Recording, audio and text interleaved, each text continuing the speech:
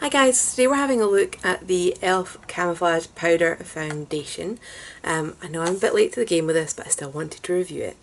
It's really weird, like, I don't think the writing on mine is actually straight. It's really weird because, like, you know, you've got the closing bit at the bottom so you know what's meant to be centre, and it's kind of wonky. Anyway, this is £11 for 8 grams. I feel like E.L.F. is creeping up there, but the quality tends to be improving as well, so, you know, they used to be really, really budget friendly. I genuinely remember when E.L.F. was like a £1.50 brand. But yeah, they've definitely kind of expanded over the years. So this comes in 30 shades, which is not bad. I actually think this might be too light for me, unless it oxidises through the day. It's a tiny bit lighter, so whoopsie. We can still test it, it's fine. So when you go on the website you can break it down into the different undertones. So what did I get? I got a neutral undertone, so that's kind of normal for me. Anyway, it says it's a primer infused, well I used my primer with it, pressed powder foundation that delivers buildable coverage and an airbrushed finish. Talc free, non-comedogenic, pairs well with the rest of the Camo makeup collection. Light as air, grease resistant, talc free, cruelty free and vegan. So let's have a look at the other fair shades. So I don't think this is even the lightest because there's a 100. Yeah, so the shade up has kind of cool undertones and is a bit darker, and then it gets to warm undertones that's quite a significant amount darker. And then what have we got after that? And then yeah, we're back to cool tones again. So maybe they could do with a few more shades, because it's a bit harder to mix powder foundations than it is to match cream foundations, or to mix cream foundations. So there is that, but I'm going to show you the application section, well as ever do a wear test, and I will see how we go on. Right, so I have primed with my Primark Skin Balm. I've used my under eye corrector as well, just to brighten up that area a bit, because I don't really want to load powder foundation in there. When it comes to spot concealing, I'm going to cover a couple of the worst areas, but just kind of general redness I'm going to try and leave, just to see kind of what this does for itself. So you can have a bit of help, and you. So I do want to see what this does, you know, for itself, because I used to wear a lot of powder, like my day-to-day foundation used to be powder foundation. I don't remember using loads of concealer with it. I just use loads of concealer that covers half of her face.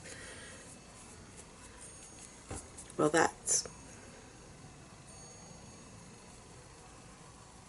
a whoopsie.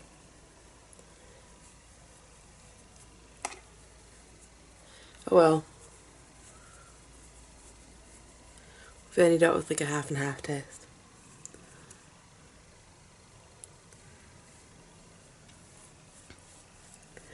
Should try and blend out the edges of that a little bit. So I've got a couple of kind of application options with this little guy. So we do obviously have the sponge underneath it. Whee!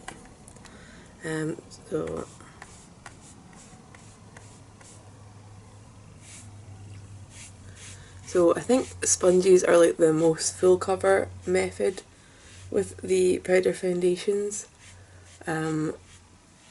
Personally I quite like swirling on with a brush because it's faster.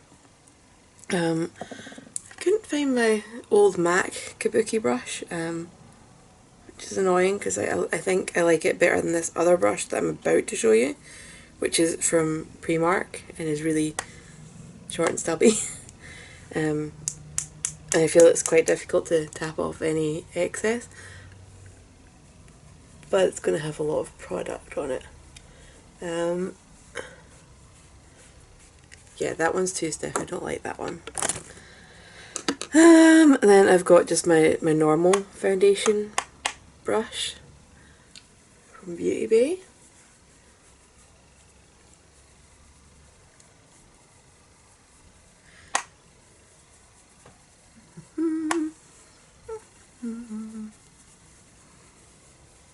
See, I like brushes for this. It's just faster. And I like when you buff it in, you can get like a nicer finish.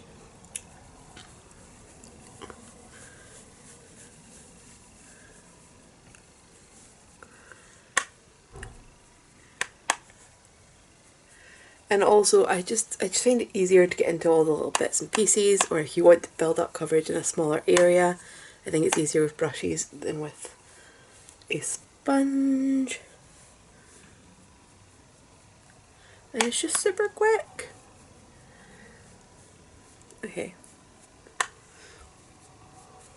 And there's my red nose gone. Yay!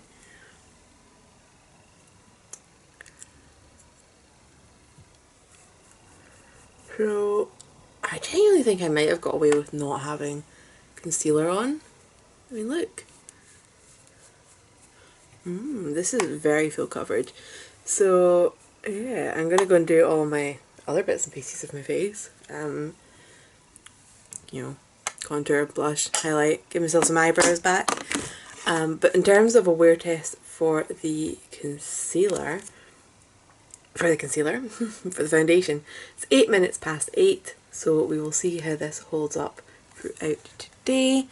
But yeah, I'm pretty happy with the coverage. It looks nice and smooth. Oh, actually, does it look nice and smooth when you zoom in this close? Hang on. Okay. Focus, focus.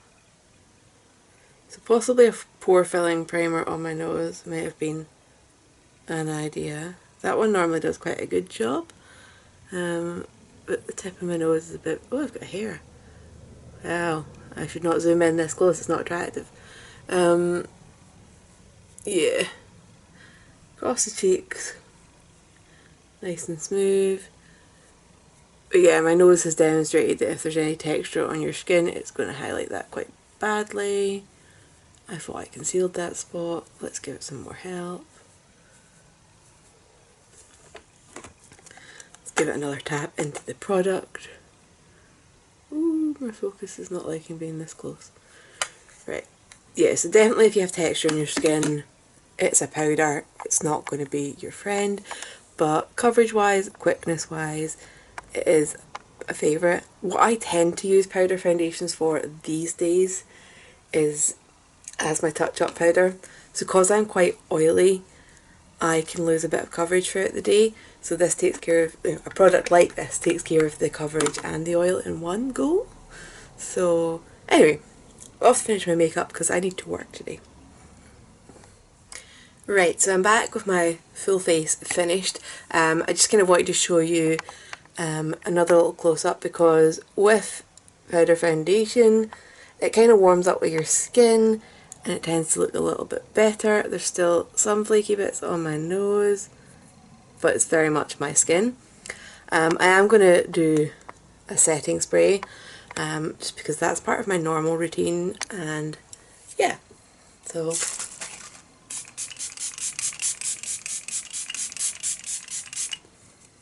whee.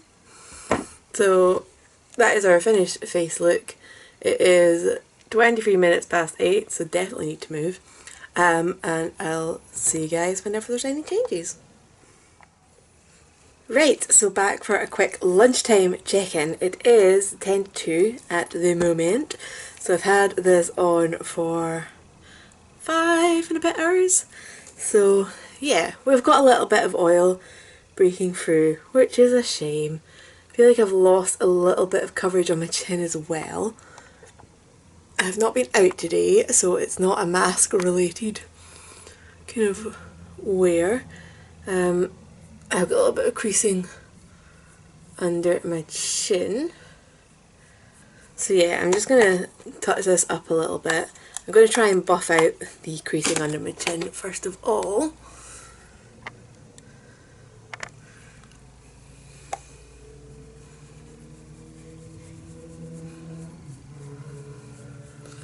Okay, some of it's buffing out fine, some of it's not. I'm going to add a bit more product.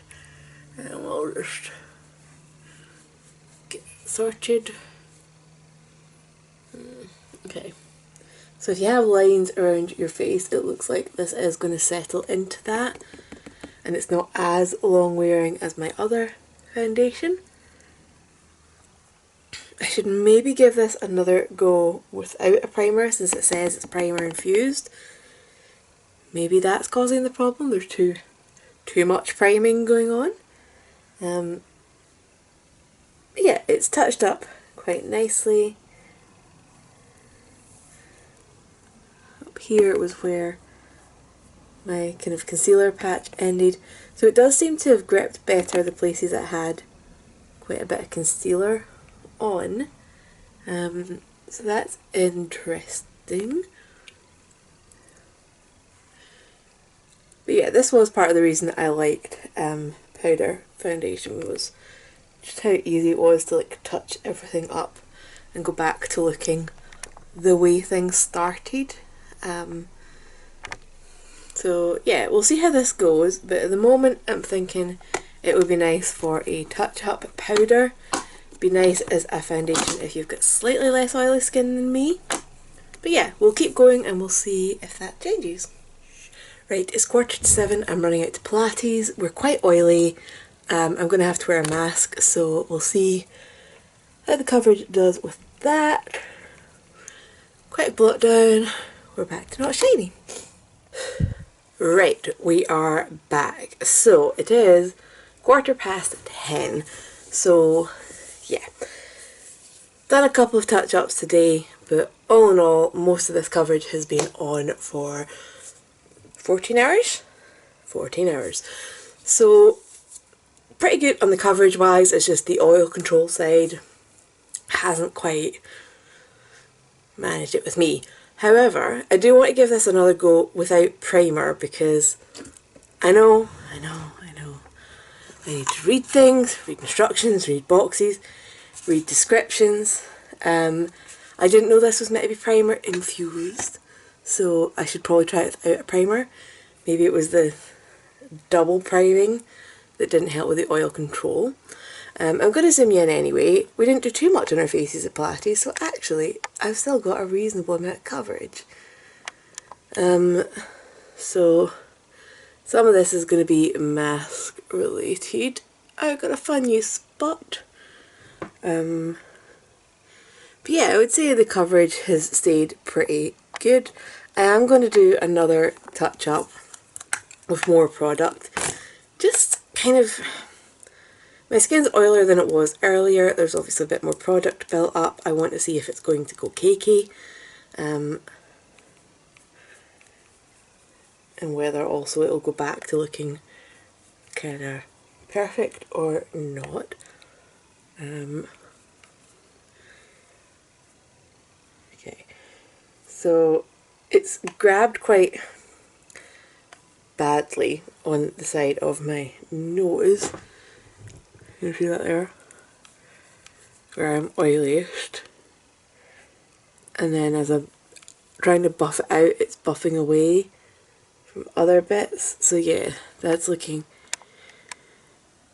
pretty bad just now.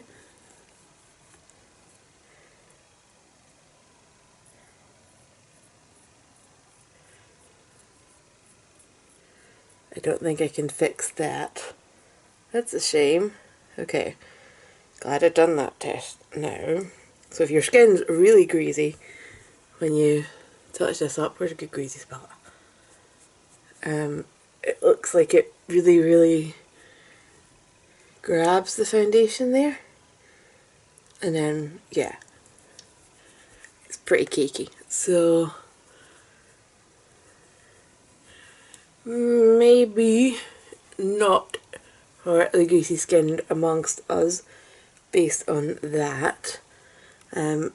even as a touch-up powder. That's obviously not a good trait to have.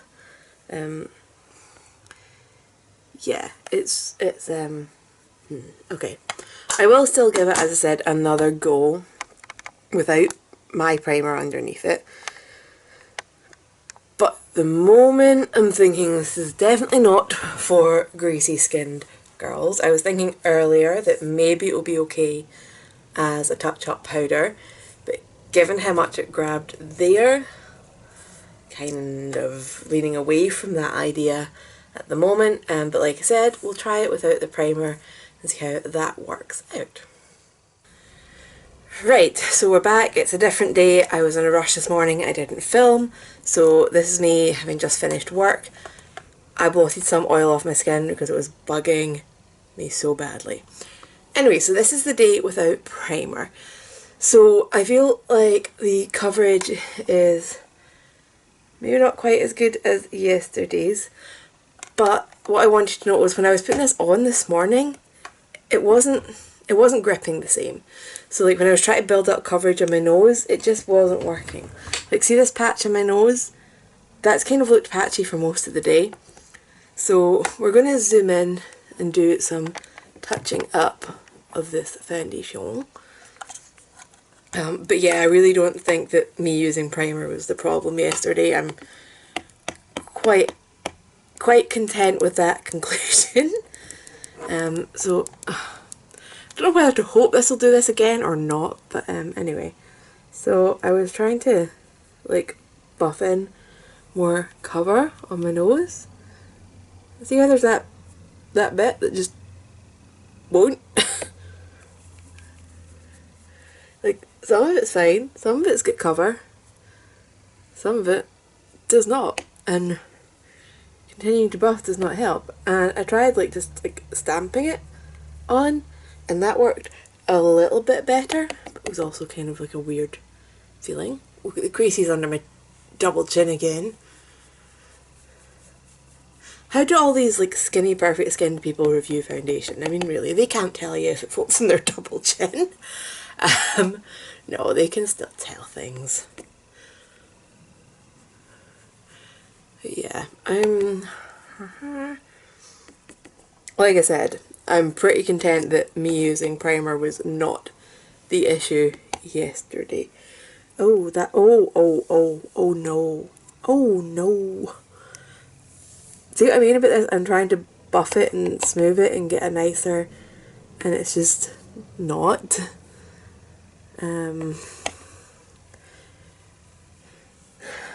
Tempted to take this off because I'm actually going out. I mean, I'm going out. I'm going to ice hockey. I still like ice hockey. I still don't want to look like this and this at ice hockey. And like it's funny down here as well. Like, ugh. I don't know, because my dinner's going to be ready soon. I don't know if I'll have time to redo this foundation. But yeah, it's depressingly bad. I look like I stuck my face in a bag of flour. Right, no, absolutely not. So I don't know what other people have been saying about this. I've not looked at any other reviews. I didn't want to spoil my surprise. I'm getting the impression, I'm sure there's been people talking positively about this. Like, what are the online reviews like? Right, so I've got the Google reviews up, and honestly, I don't know. Like, people saying that they like it, but they've got drier skin, which I did say, you know, they might have better. You may have better luck with this. There's also people talking about the airbrush effect and it's smoothing out their pores. Blurred my pores and gave me full coverage. Like, you know, it only took a couple of swipes to get a nice even matte coverage. I think it's because it's infused with primer. Wow. Yeah, no. This is quite firmly in the goodbye side of things. I want this off my face. I want this off my face. And I have had a couple of breakouts around my nose and my chin in the days when I've been using this, so that's not great either. But yeah, I genuinely don't even see myself using this as a touch-up powder throughout the day. I think this is genuinely going to go in the bin. Sorry, E.L.F. So if you've got any questions about this, leave them down below and I will get back to you, and I will see you guys in the next one. Bye.